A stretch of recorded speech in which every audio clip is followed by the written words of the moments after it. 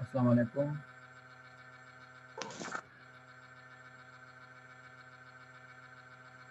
आवाज़ आ रही है मेरी? Anas Mukhtar I think phone में।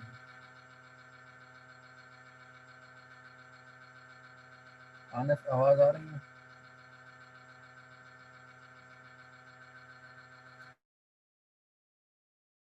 जी सर आ रही है।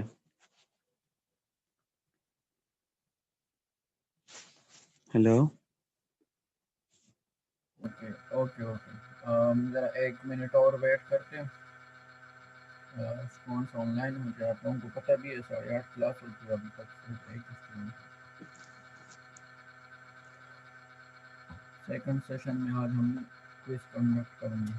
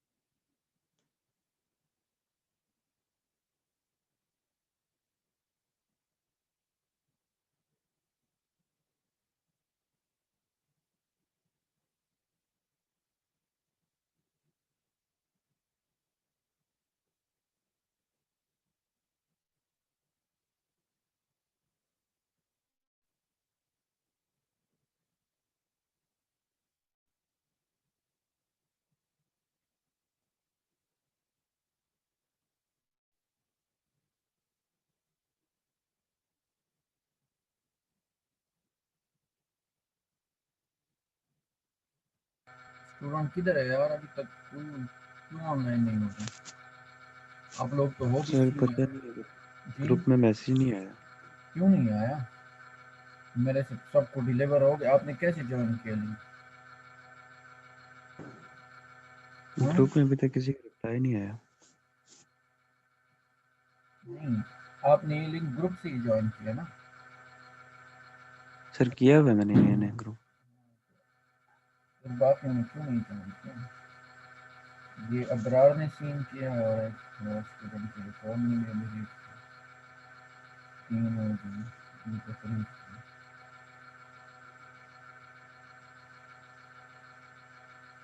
स्टार्ट करते हैं सेशन। आज हमने ये चैप्टर नंबर 8 स्टार्ट करना है। चैप्टर 7, चलिए 7 में कुछ चीज़ें बतानी थी ना आपको, वो भी चले तब तक डिस्कस करते हैं, जब तक लड़के भी ज्वाइन करते हैं। ठीक है, ये हमने ना चैप्टर 7 ऑलमोस्ट ये ख़त्म हो गया। लास्ट वीक लास्ट लेक्चर में ये ख़त्म हो गया था। इसमें ना कुछ प्रॉब्लम्स हैं, वो उसके एक्सरसाइज की सबसे पहले मैं दिखा दूँ। मैं टॉपिक से रिलेटेड जो भी, ये तो कुछ तो सिंपल सिंपल है, एमसीक्यूज टाइप है। ठीक है, इन चीज़ों को देख ले। आपकी आरसी फाइंड करना है तो और कैपेसिटर की वैल्यू गिवन है, टाइम कांस्टेंट हमें पता है आरसी की इक्वल होता है, इसलिए ये कुछ एमसीक्यूज हैं। और फिर ये कुछ सर्किट्स है ना, अम, इसमें कुछ प्रॉब्लम ऐसे कि जो इस गिवन सर्किट है उसमें डिफरेंट चीज़ें आपको पूछी गई है कि इस टाइम पे कुछ पर आप वोल्टेज फाइंड करें, करंट वगैरह फाइंड करें। तो ये भी एमसीक्यूज ही है, यही सिंपल सिंपल से है। अच्छा, फिर आपको ना द पल्स इन फिगर 7.16 इसके बारे में, इसको रिप्रेजेंट किया जा सकता है in term of simple singularity function 7.116 ए। ऊपर कोई फिगर होगा ना, उसको देख लेना, फिर वो आप उसको कैसे रिप्रेजेंट कर सकते हो देख लेना। अगर वो ये सारी यूनिट स्टेप्स ही है, उसके डिफरेंट कॉम्बिनेशन है, तो ये यहाँ तक तो ये एमसीक्यूज है। ये कुछ प्रॉब्लम्स है ना, इनको देख लेना। ये वही सिंपल सिंपल जो हमने प्रैक्टिस प्रॉब्लम सॉल्व के एग्जांपल्स, तो ये ऑलमोस्ट की तरह सेम है, जस्ट वैल्यूज चेंज है। स्विच आपने टाइम का वो फाइंड करना है, ये सोर्स फ्री रिस्पॉन्स के लिए ये क्वेश्चन सर, ठीक है। ये सोर्स फ्री RL यहाँ, और फिर ये कुछ डिपेंडेंट सोर्सेज, डिपेंडेंट सोर्सेज वाले क्वेश्चन के लिए ये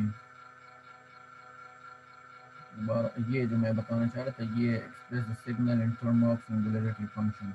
इन फंक्शंस को ना in term of singularity function जो है ना वो डिस्कस करना है। ये दोनों आपके पास यूनिट स्टेप के कॉम्बिनेशन से बनते हैं। ये आपके पास पेवर रैंप से बनता है, ठीक है, शिफ्टेड रैंप और रैंप के फ्लिप हुआ हुआ है। तो इसमें आपको 3 रैम्स चाहिए होंगे, दिस वन, ठीक है।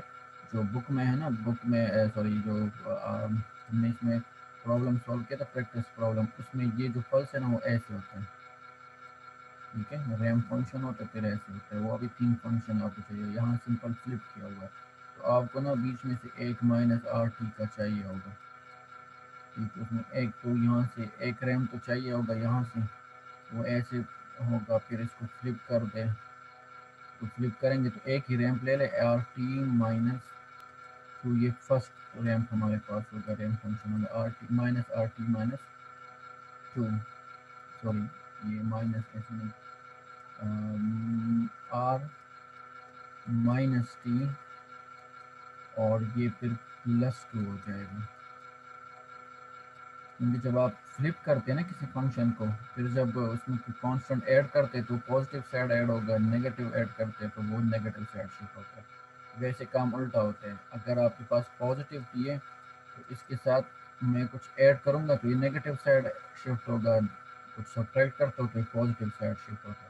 लेकिन जब आप इस टी को ही फ्लिप करते हैं तो फिर काम सीधा सीधा होता है। आप कुछ ऐड करते हैं तो पॉजिटिव साइड, नेगेटिव ऐड करते हैं तो नेगेटिव साइड शिफ्ट होगा। इसलिए ये हमें एक फ्लिप करना पड़ेगा। ये एक रैम्प, शिफ्टेड रैम्प पहले प्रोड्यूस करेंगे, ये शिफ्टेड रैम्प 2 से स्टार्ट होगा, फिर इसको फ्लिप कर दें। तो फ्लिप करने के लिए इसको -T कर देंगे। बहरहाल इसके ज़रा वो कर दे, ये दोनों आपके पास रैम्प, ये सिंपल रैम्प से 2-3 रैम्प होंगे, और ये आपके पास इसमें ये देखिए ना, यहाँ से यहाँ तक स्टेप भी है। तो इसमें स्टेप, फिर रैम्प, फिर स्टेप, ठीक है।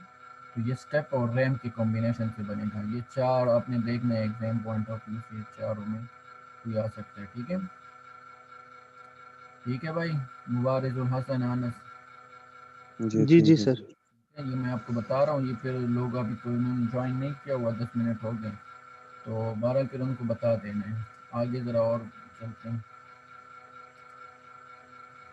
इसको मैं क्लियर कर दूँ, बस ये बाकी सिंपल सिंपल, उसमें से कोई कॉम्प्लिकेटेड नहीं है, और ऐसी कोई चीज़ नहीं है जो आपसे सॉल्व ना हो सके अगर आप एग्जाम्पल्स और प्रैक्टिस खुद से सॉल्व कर दें। इस एक्सरसाइज में फिर भी मैं आपको सेलेक्टिव क्वेश्चन बता दूंगा। जो ये क्या कहते हैं, ये जो फंक्शंस है ना, ये अभी आपके ऊपर ये जो डिस्कस किए 4 और ये हो गया 5 ना, ये तो आपने सारे देखने, तो बड़े सिंपल फंक्शंस है, इसमें कॉम्प्लिकेशन नहीं है। तो एक तो इसमें से आएगा, बाकी आपके पास इसमें ना मैं आपको कुछ सेलेक्टिव फिर बता दूंगा, तो इनको देख लेना। अब अगली बात ना, जब तक ये लड़के ज्वाइन कर दे, वो मैंने आपको कहा लैब है ना हमारी फ्राइडे को, 2 लैब हमारी हो चुकी है, उसमें RC हमने पढ़ा है उसमें। तो अब अगले में RL पढ़ेंगे, उसका स्टेप रिस्पॉन्स और सोर्स रिस्पॉन्स, उसमें पीस पाइस में चेक करेंगे।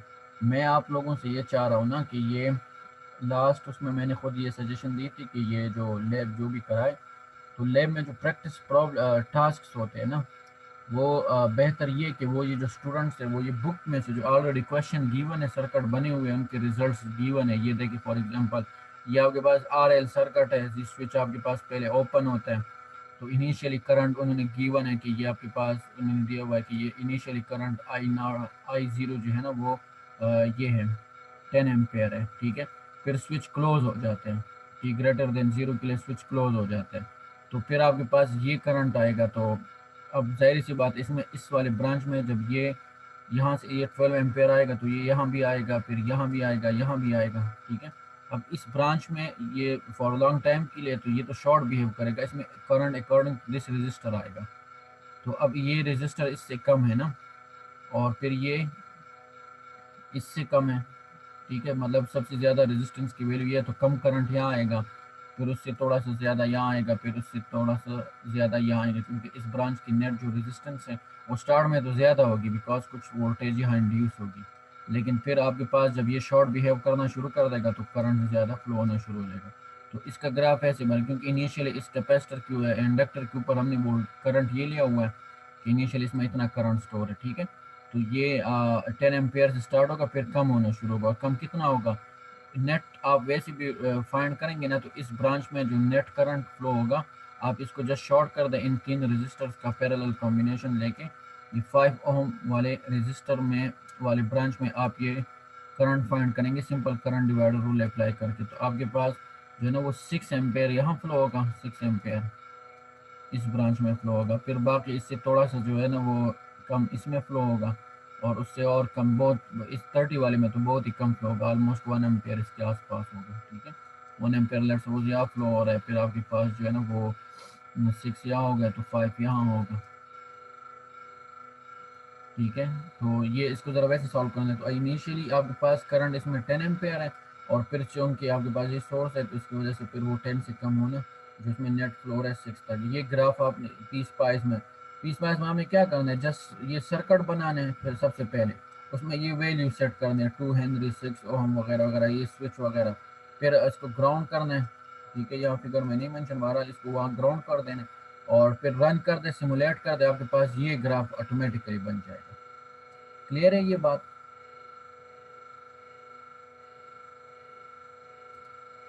जी सर। किसने ज्वाइन किया, हमजा मुस्तफ़ा भाई, क्लियर हो गई ये बात? तो ये भाई ये सर्किट्स करने हैं। लेट सपोज लैब नंबर 3 का नाम है RL सर्किट ना, step transient and steady state analysis of RL circuit. तो इस RL पे कम से कम 3 एग्जांपल्स है, 3 प्रैक्टिस प्रॉब्लम है, ये एंड के कुछ ये मिला के 3-4 ये हो जाते हैं। तो भाई इसमें से कम आप लोगों ने, मतलब ये कुछ 10 क्वेश्चन बनते हैं ना, तो कम से कम आपने 4 टास्क इसमें से परफॉर्म करने हैं। उसमें से 2 सोर्स फ्री हो, और 2 आपके पास स्टेप रिस्पॉन्स, मतलब जब लॉन्ग टाइम के लिए ये सोर्स कनेक्टेड होता है वो रिस्पॉन्स फाइंड करना है। तो सोर्स फ्री का ग्राफ हमेशा ऐसे बनेगा, वो डिस्चार्जिंग होती है, ठीक है।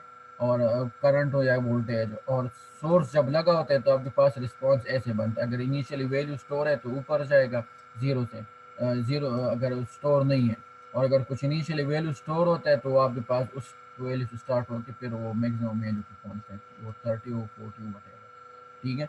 तो बस ये दो फर्क है, ये सोर्स फ्री का हो गया, और ये सोर्स जब कनेक्टेड होता है। क्लियर हो गई? अब यहाँ आप देखेंगे कि सोर्स तो लॉन्ग टाइम के लिए कनेक्टेड है, लेकिन ये तो वो हो रहा है बिकॉज ऑफ दिस रेजिस्टर, चूंकि इस ब्रांच में ये करंट डिवाइड हो रहा है, इसमें तो आपके पास इनिशियली आपने करंट ज़्यादा स्टोर किया, अभी इसमें 12 एम्पेयर है, तो वो फिर फर्दर इधर भी कुछ डिवाइड हो रहा है, इधर भी आ रहा है, इधर भी आ रहा है, ठीक है। लेट सपोज ये आपके पास 12 नहीं होता, ये आपके पास 50 एम्पेयर होता, ठीक है। तो जाहिर सी बात है फिर यहाँ ज़्यादा होता, फिर यहाँ जो करंट का ग्राफ बनता है वो 10 से स्टार्ट होकर ऐसे ऊपर जाता, क्योंकि अब नेट जिसमें करंट फ्लो होगा वो 6 एम्पियर आएगा ना, तो वो 10 से कम है। तो शुरू में तो 10 था, इसलिए अब वो 6 पे आते हुए वो डिस्चार्ज टाइप होगा, ये कम होगी वैल्यू। लेकिन अगर इसमें ज़्यादा होता करंट, मतलब ऐसे कुछ फॉर्मेशन इस सर्किट की होती कि अब में इसमें करंट जो है ना वो ज़्यादा होता, लेट्स सपोज करंट इसमें नेट 20 एम्पेयर होता, तो फिर ये 10 से स्टार्ट होकर ऐसे ऊपर चला जाता करंट की वैल्यू, मतलब इंक्रीज हो रहा होता। और अगेन हमने पढ़ा कि वो कैपेसिटर इंडक्टर में ये एक्सपोनेंशियल इंक्रीज होता है या डिक्रीज होता है, वो क्वेश्चन हमने प्रूव किया। तो करंटली इन क्वेश्चंस को ना आप लोगों ने ये लैब, चलो वो जो फ्राइडे को फिर फर्दर डिटेल से डिस्कस करेंगे। लैब आपने सिंपल लैब नंबर लिखना है, उसका टाइटल लिखना है, आपने क्या क्या टूल यूज़ किया पी स्पाइस में, क्या क्या चीज़ें उसमें लगाई है, ठीक है। बस ये छोटा सा लिख लें। फिर टास्क नंबर 1 फिगर बना दे ऐसी ये वाला, और इसको ना पी स्पाइस में जो आपने बनाया उसकी फिगर ले ले और उसका रिजल्ट, फिर उसमें जो ऑब्जर्वेशन है वो लिखनी है, और दो एक एक दो दो स्टेप। फिर अगला एग्जाम्पल लिया, प्रैक्टिस प्रॉब्लम लिया, उसको पीस पाइस में बनाया, उसके ऑब्जर्वेशन लिए, उसको लिख लिया। बस ये 4-5 चीज करनी आप लोगों ने, तो तभी आपके लैब के जो मार्क्स है वो लगेंगे, ठीक है। ये देखे ना, ये बना हुआ सर्किट है ऑलरेडी, और इसके रिजल्ट्स को आपको ऑलरेडी वो डिस्कस किए हुए हैं। आप इन चीज़ों को परफॉर्म करना है पीस पाइस में। ये सर्किट हो गया, ये हो गया, लेकिन इनके ग्राफ भी ऑलरेडी बने हुए हैं। इनिशियली -10 था, फिर चार्जिंग होती है वो +10 पे पहुंच जाता है। समझ रहे हो भाई?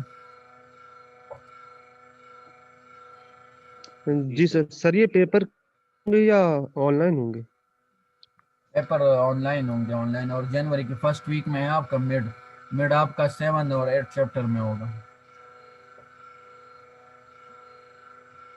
अच्छा, तो सर ये लैब का कोई प्रोजेक्ट वगैरह तो नहीं होगा? लैब का शुक्र है याद दिला दिया। वो लास्ट लेक्चर में आप लोग तो नहीं आए थे, उसमें सीनियर स्टूडेंट्स आए थे, ठीक है, लॉकडाउन से पहले। तो उसमें मैंने उनको कहा था कि आप लोग अपने ग्रुप बना ले, 2 बंदों से ज़्यादा ना हो, और आप ना प्रोजेक्ट सेलेक्ट कर लें। तो आप एक अच्छा सा प्रोजेक्ट बना ले, उसको मैं लैब में भी एक्सेप्ट करूँगा, उसको मैं कोर्स प्रोजेक्ट भी सेलेक्ट मतलब एक्सेप्ट कर लूँगा, क्योंकि लैब और वो दोनों मैं पढ़ा रहा हूँ ना कोर्स। तो वो लड़के तो कह रहे थे कि हमारा सिर्फ कोर्स है, थ्योरी है, हम लैब नहीं पढ़ रहे, हम तो जस्ट इम्प्रूव कर रहे हैं। तो अब आप लोग तो तीनों जो ऑनलाइन हो, आप रेगुलर पढ़ रहे हो ना। अब आपका आपने अभी जो भी ग्रुप बना हुआ है उसमें आप लोगों ने वो करना है। मैं आज भी ग्रुप पे वो कर दूंगा कि आप लोगों ने एक प्रोजेक्ट कोई ना कोई सेलेक्ट करना है। और उसमें ना मेरी खुद एक फर्म है, उससे बात हुई थी, वो कोई कंपनी शमनी है, तो वो आपको ना वो स्पॉन्सर भी करना चाह रहे थे। वो क्लास में मैंने डिटेल से स्टूडेंट को बताया था, लेकिन उसमें आप लोग नहीं थे। ये लॉकडाउन से मतलब यूनिवर्सिटियाँ बंद हो रहे थे, उससे 1-2 दिन पहले जो क्लास थी। तो आपको ना मैं वेब उसमें लिंक शेयर कर दूंगा, यूट्यूब के ऊपर ऑलरेडी उनके प्रोजेक्ट्स है। तो वो आप सेलेक्ट कर ले, उसमें से आपके जितना खर्च आएगा तो वो कंपनी आपको वो पे करेगी। आपने मुझे सिर्फ बिल भेजने हैं, और वो तो कर सकोगे, ये यस सर। कर सकोगे ना? जी सर। यस ठीक है, सर। उसमें हाँ वो सिंपल सिंपल से प्रोजेक्ट है। मैं आज ना याद से वो यूट्यूब का वो लिंक जो भी उनका है ना चैनल, उसके ऊपर प्रोजेक्ट्स है। तो आप लोग के जो रेगुलर पढ़ रहे हैं, आप लोगों की स्ट्रेंथ कोई 14 है या 16 है ना, ऐसे हैं।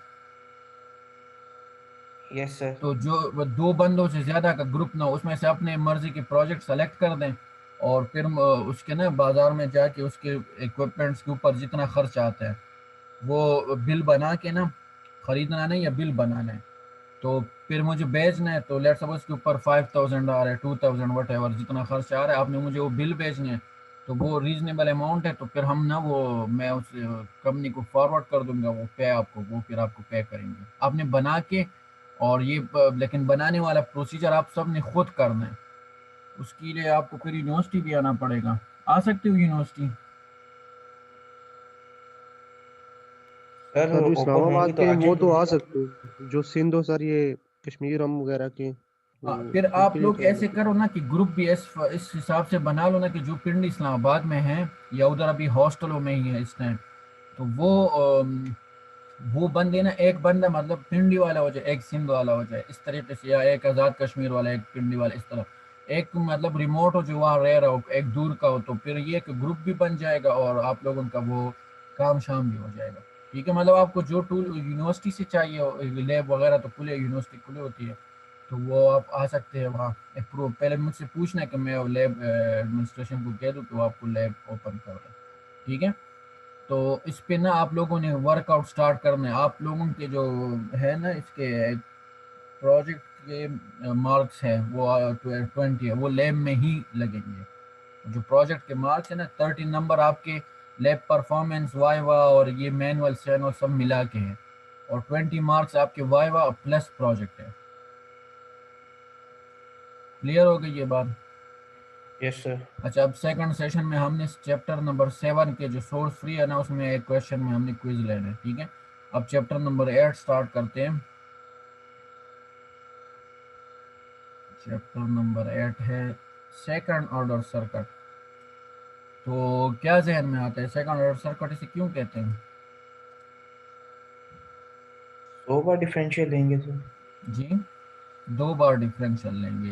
ये 2 बार डिफरेंशियल, 2 बार डेरिवेटिव लेंगे, या उसमें जो इक्वेशन अब बनेगी ना वो सेकंड ऑर्डर डिफरेंशियल सर्किट और डिफरेंशियल इक्वेशन होगा। इसका जो अब हम सेकंड ऑर्डर सर्किट मतलब वो जो भी सर्किट होगा, उसका जब हम मतलब उसमें केवीएल लगाएंगे या केसीएल लगाते हैं, तो उसका जो इक्वेशन बनता है, वो इक्वेशन आपके पास क्या होता है? वो इक्वेशन आपके पास second order second order differential equation होगा। मैं डी ई लिख देता हूँ, D is for differential equation, ठीक है। तो वो सेकंड ऑर्डर का होगा, मतलब उसमें जो डेरिवेटिव इन्वॉल्व होता है वो आपके पास सेकंड ऑर्डर का डेरिवेटिव होता है, ठीक है। या ऐसे, या हम इसको ऐसे रिप्रेजेंट करते थे, D square Y divided by D X square. अब आपको क्लास में भी बताया था कि वहाँ वाई एक्स था, आप जो डिफरेंशियल इक्वेशन में पढ़ते थे। यहाँ ये जो वाई है ये हमारे पास आई होता है या वी होता है, और जो ये x है ये तो हमेशा क्या होगा, ये विद रिस्पेक्ट टू टाइम ही हम एनालिसिस देते हैं। ये हमारे पास इंडिपेंडेंट वेरिएबल है, ये डिपेंडेंट वेरिएबल है। और डिफरेंशियल इक्वेशन वो होता है जिसमें वेरिएबल और उसके डेरिवेटिव एक साथ हो। क्लियर है? ठीक है, तो ये हम डिस्कस करेंगे। अच्छा, तो वैसे बुक में ये चीज़ें भी पढ़ा करो, ये कुछ मोटिवेशन कोट्स होती है, बड़े काम की होती है। क्या लिखा हुआ है ये? मुस्तफ़ा रीड कर दें। Everyone who everyone who can earn a master degree in engineering must earn a master degree in engineering in order to maximize the success of their career. If you want to do research, state of the art engineering, teach in a university, or start your own business, you really need to earn a doctoral degree. ठीक है, अगर आपने ये तीन काम करने हैं, या तो आपने मतलब स्टेट ऑफ आर्ट इंजीनियरिंग वो सीखनी है, रिसर्च करना है, ठीक है, या टीचिंग फील्ड में आप आते हैं किसी यूनिवर्सिटी में, इवन अगर आप अपना ओन बिजनेस भी स्टार्ट करते हैं, इंजीनियरिंग बिजनेस, ठीक है, इंजीनियरिंग रिलेटेड बिजनेस हो, तो आपको डॉक्टोरियल डिग्री जो है ना वो मस्ट वो लेनी है, ठीक है। तो बहरहाल रिसर्च वैसे भी आप करते हैं, आप खुद से कोई भी चीज़ सोचना शुरू कर देते हैं ना, तो आपका जो पर्सनैलिटी, आपकी जो ब्रेन है ना, वो जो ब्रेन स्टॉर्मिंग आप किसी भी काम में करोगे, आप इसमें एजुकेशन से रिलेटेड या किसी और काम में कोई मसला आपके सामने आ जाए और आप उसमें सोचना शुरू कर देंगे इसको मैंने सॉल्व कैसे करना है।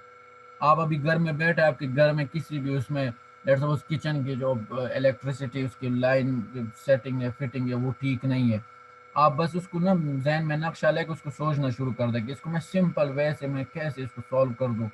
कि हमारे पास नॉर्मली तीन कनेक्शन ही होते हैं आजकल, ठीक है, हर घर में, एक वापडा की आपके पास, एक जनरेटर का, एक आपके पास यूपीएस का। मैं कैसे इसकी फिटिंग कर लूँ कि मतलब अब घर में तो ख़वातीन यूज़ करते हैं ना, नॉर्मली किचन के काम है, और वो बल्ब शलब या उससे उनका वो होता है, लेना देना होता है। मैं कैसे एक सिंपल सा बोर्ड बना लूँ, बीच में पीछे उसकी जितनी भी कॉम्प्लेक्सिटी हो, लेकिन एंड यूज़र के लिए मैं उसको कैसे सिंपल लेआउट बना लूँ कि जस्ट ये एक बटन हो, ये इससे जो कनेक्शन आउटपुट हो वो वापडा से वो मतलब वो कनेक्ट हो, कि अगर वापडा की बिजली है तो ना, तो आपके पास वो लाइट ऑन हो, और ये आपके पास अगला यूपीएस का हो, अगर ये दोनों ही ना हो तो फिर तीसरा जनरेटर का हो।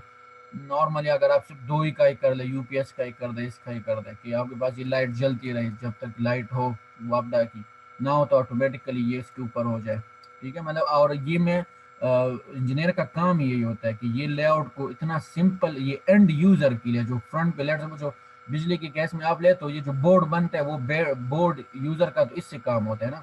अब पीछे क्या गेम चल रहा है, कौन सी वायर आ रहा है, उसको तो इसको नहीं नहीं पता, वो तो हमें पता होगा।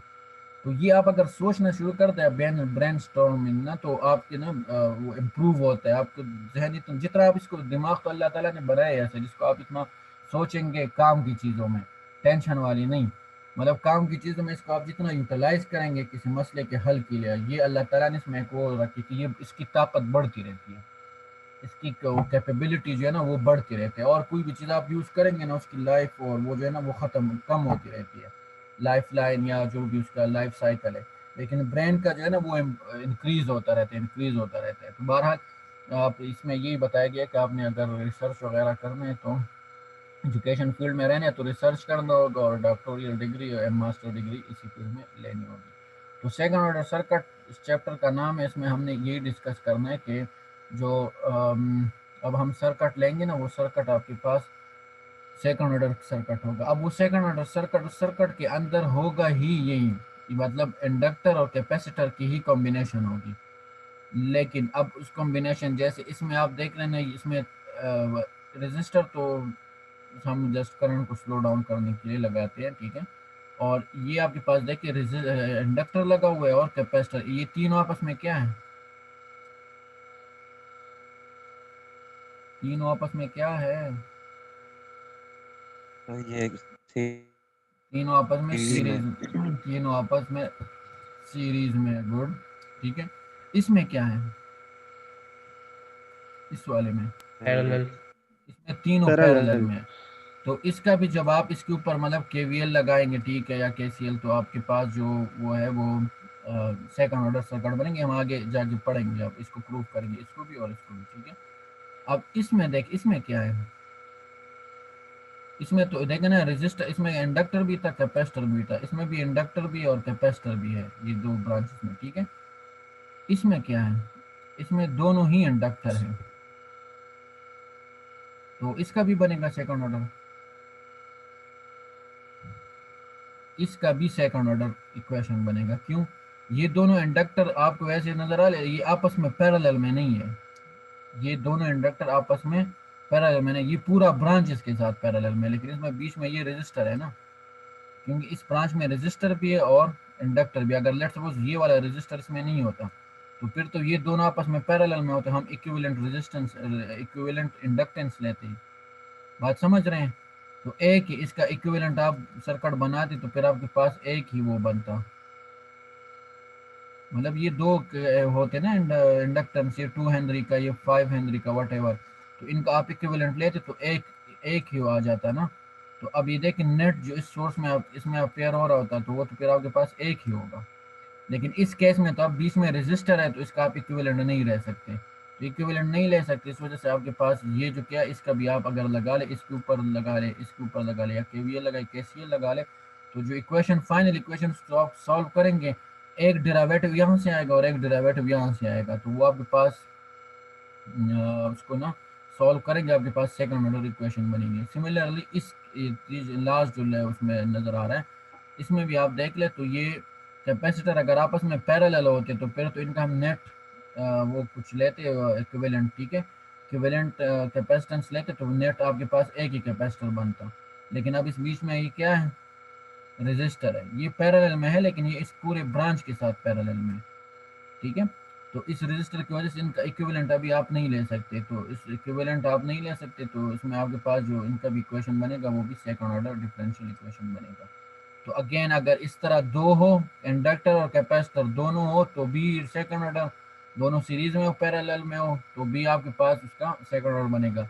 अगर दो इंडक्टर हो और दो कैपेसिटर हो इस तरह की, उनका आपस में कॉम्बिनेशन में सीरीज बनता है ना, पैरेलल बनता है, तो आपके पास वो क्या होंगे, वो सेकंड ऑर्डर, इसका वो सेकंड ऑर्डर सर्किट होगा, बिकॉज इसका जो इक्वेशन बनेगा वो सेकंड ऑर्डर होगा।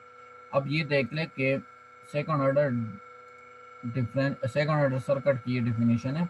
Second order circuit is characterised by second order differential equation, it consist of resistor और इक्विवेलेंट टू एनर्जी एलिमेंट होंगे, ठीक है, two energy element. Two energy element वो कैपेसिटर और इंडक्टर भी हो सकते हैं सीरीज या पैरेलल में, या वो दो इंडक्टर और दो कैपेसिटर भी हो सकते हैं, इन सच अ वे दैट वो जो इंडक्टर कैपेसिटर वो आपस में सीरीज पैरेलल में ना हो।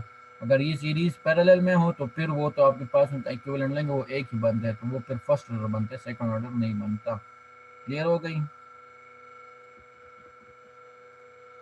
आगे सर चलते हैं जी। ये बात समझ गए, ये आपने ये मेमोराइज करना है इस चीज़ को, बल्कि समझना ही है इसको कि अगर दो एनर्जी स्टोरिंग एलिमेंट, वो दो एनर्जी स्टोरेज एलिमेंट इंडक्टर और कैपेसिटर हो तो सेकंड ऑर्डर तो है ही है। लेकिन अगर दो इंडक्टर या दो कैपेसिटर हो इन सच अ वे कि वो ना आपस में सीरीज में ना पैरेलल में, तो फिर वो भी सेकंड ऑर्डर सर्किट बनेगा। आगे चलते हैं, तो अब सबसे पहले इनिशियल वैल्यूज की बात करते हैं।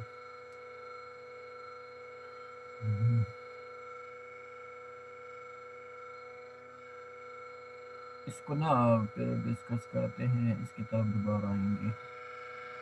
वैसे इस एग्जाम्पल में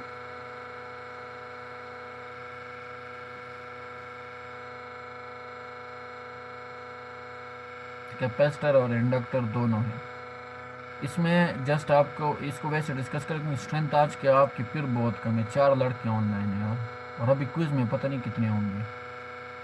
क्विज तो लेना है क्योंकि टाइम कम है, मैंने वो आपका डेटा भी कलेक्ट करना है, वो आगे फॉरवर्ड भी करना होता है। लड़के क्यों नहीं ऑनलाइन? शायद सर अर्ली मॉर्निंग की वजह से।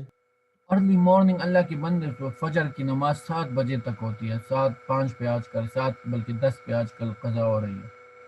और आपकी ईशा जो है ना वो 7 बजे बहुत सी जगहों पर है, तो मतलब आपके मोर देन 12 आवर का आपका एक 12 घंटे की रात है, तो नींद नहीं पूरी हो रही, क्या ऐसे मसले है मुझे नहीं समझ आ रही। अर्ली मॉर्निंग में तो जहन भी फ्रेश होता है। अब इसमें ना जो आप मुझे सीनियर से गरज नहीं है, जो आप रेगुलर पढ़ रहे हो आप लोगों की स्ट्रेंथ भी 3 बंदे आप ऑनलाइन, एक अबरार तो वो है सीनियर है। तो बहरहाल अगर रिकॉर्डिंग रिकॉर्डिंग भी आप लोग नहीं देख रहे हो ना, क्योंकि मैंने जितने वीडियोज अपलोड किए उसके आप सब के ऊपर सिर्फ 0 0 व्यूज है, तो एक ऑनलाइन सेशन भी नहीं ले रहा और एक रिकॉर्डिंग भी नहीं देख रहा, तो मतलब कैसे फिर समझ आएगा? मैं आपको बता रहा हूँ कि आप अगर ये समझ रहे कि ऑनलाइन है और एग्जाम है हम, तो बस वैसे आपको पता चल जाएगा कि मैं पेपर कैसे बनाऊंगा, इसी बुक से ही बनाऊंगा ये, लेकिन लेक्चर से होगा, जिन्होंने लेक्चर अटेंड किए होंगे वो कर सकेगा, और वो ऐसे होगा कि वो किसी और को नहीं बता सकेगा, आप किसी और को बताओगे उस टाइम फ्रेम के अंदर आपसे टाइम निकल जाएगा, टाइम गेम होगा सारा, तो हर एक बंदा खुद ही करेगा। आप कॉपी पेस्ट या इस तरह नहीं कि एक करे और बाकी उससे पिक्चर निकाल के जस्ट उसके ऊपर नाम चेंज करे, ये गेम में नहीं चलेगी, वो पिछली दफा जो भी हुआ इस दफा वो गेम नहीं चलेगा। चले जी, इसमें क्या पूछा गया है, इसमें आपको कहा गया है कि इसमें इसमें ना आप जस्ट इनिशियल वैल्यू, अब उससे पहले मैं आपको बता दूं, हम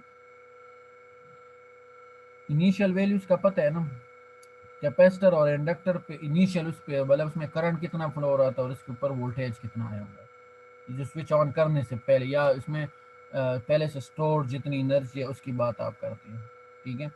तो इस सर्किट में आप देख कि इसमें जो स्विच है इस बीन कंडीशन क्या गिवन है, close for a long time, long time के लिए ये जो स्विच है ये क्लोज है। अब लॉन्ग टाइम के लिए ये क्लोज होगा तो क्या बिहेव होगा, मुझे कौन बताएगा? अबरार, ये स्विच जब लॉन्ग टाइम के लिए क्लोज होगा तो ये डीसी सोर्स है, डीसी सोर्स के लिए इंडक्टर और कैपेसिटर का क्या बिहेवियर होता है? अबरार भाग गया, मुबारिजुल हसन वो भी भाग गया, हमजा आप बताओ। सर इंडक्टर शॉर्ट सर्किट के तो प्रोटेक्ट करेगा और कैपेसिटर ओपन सर्किट के तो। वेरी वेरी वेरी, ठीक है। तो ये इसका इक्विवेलेंट सर्किट ऑलरेडी यहाँ बनाया हुआ है, ये बात तो होगी, क्योंकि ये कंडीशन ये कि लॉन्ग टाइम के लिए क्लोज था। अब अगला क्या है कि it is open at T equal to 0, ये ओपन क्या कर दिया जाता है। अब ओपन होगा तो क्या होगा, ओपन होगा इसके ऊपर जो वोल्टेज है करंट है वो डिस्चार्ज होना शुरू हो जाएगा ना, यस सर। होगा।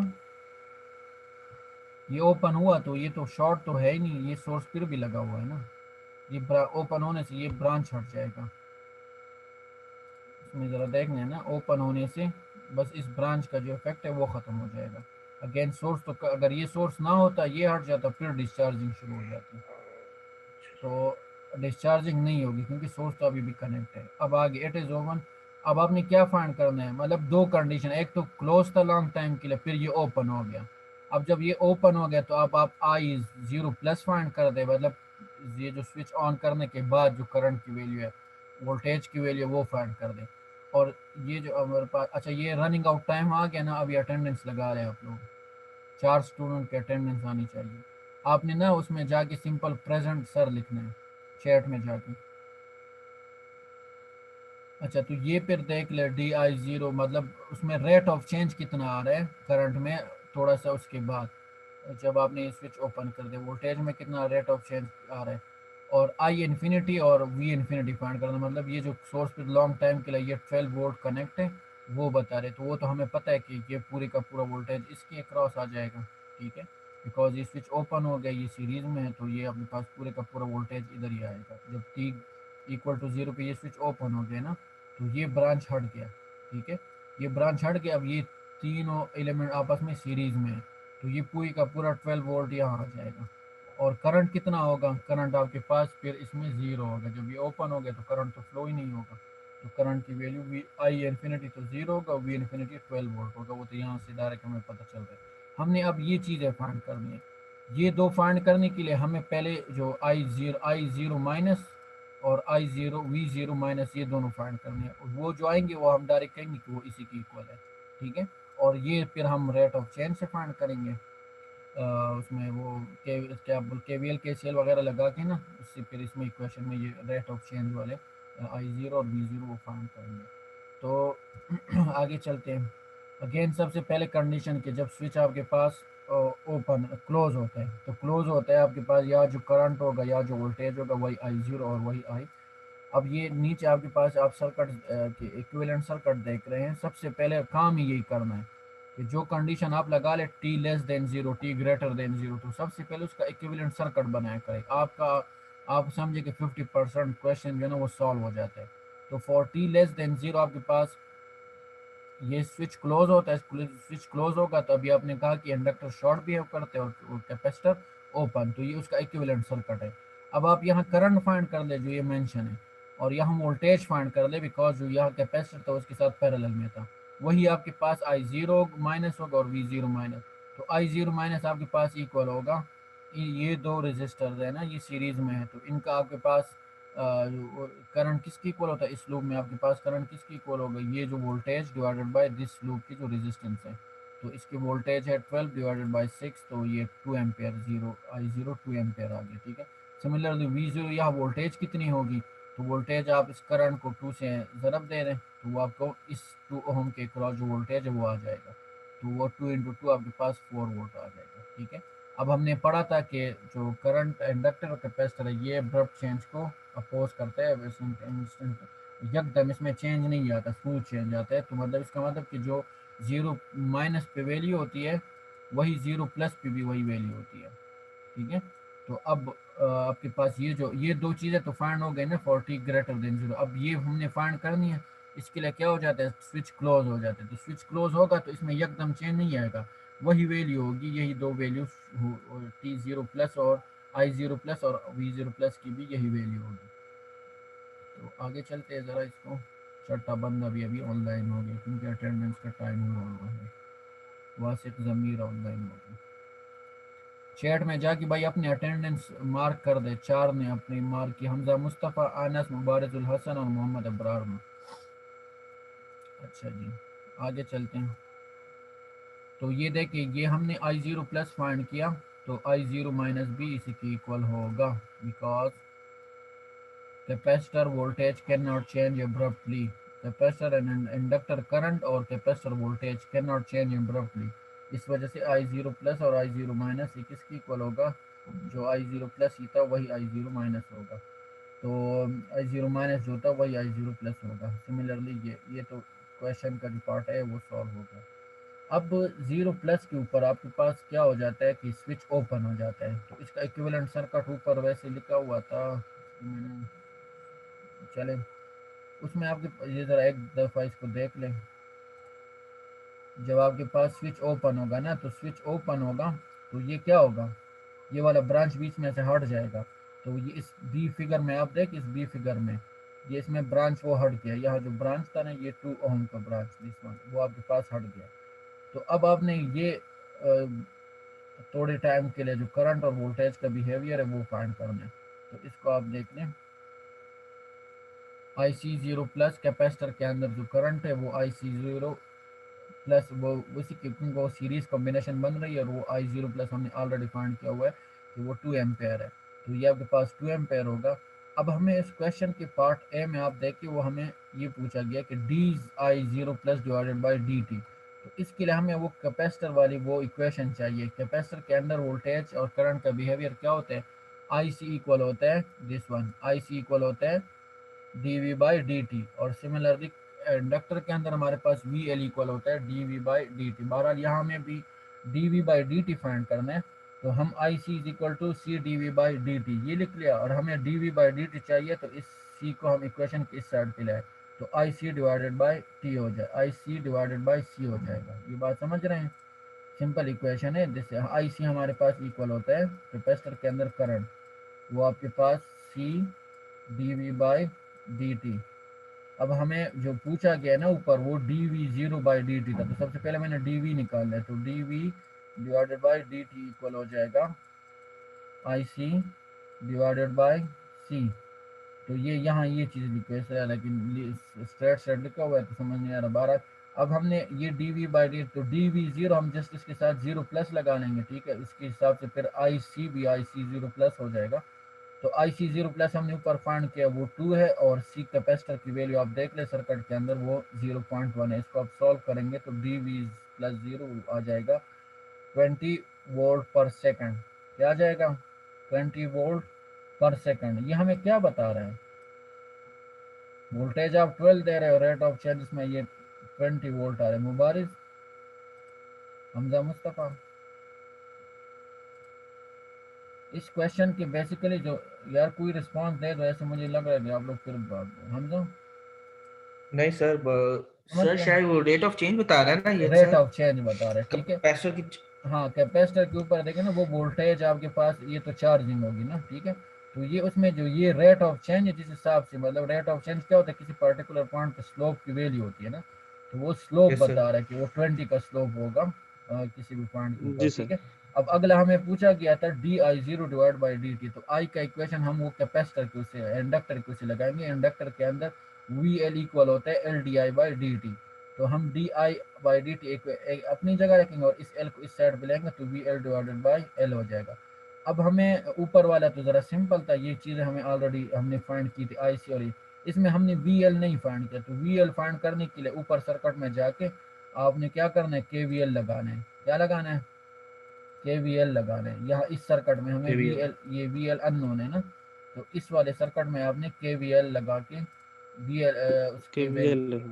केवीएल लगाएंगे तो वीएल की वैल्यू फाइंड करेंगे इस वाले में, ठीक है।